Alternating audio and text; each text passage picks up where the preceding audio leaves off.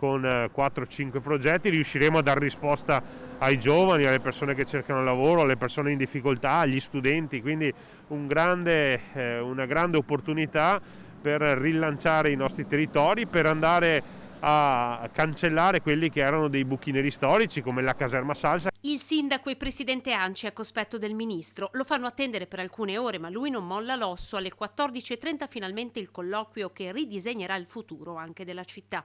Sapevo che sarebbe stata una battaglia più grande di me, rivela fuori microfono, ma le briciole che sarebbero arrivate al Veneto e a Treviso dal PNRR erano un'umiliazione. E così arrivano 20 milioni dei 300 portati a casa, che saranno destinati a caserma Salsa, Mura di Treviso, ex macello e biblioteca comunale.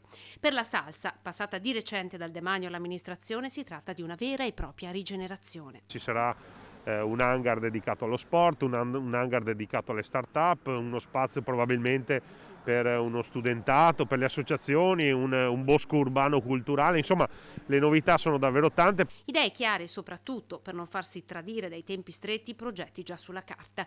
Cantieri entro il 2023, lavori ultimati nel 2026, anno in cui il PNRR prevede la rendicontazione. 7 milioni andranno alla caserma, 6 alla biblioteca, 6 alle mura. Dopodiché abbiamo un grande progetto di riqualificazione della biblioteca comunale che si inserisce anche nell'obiettivo Treviso città universitaria.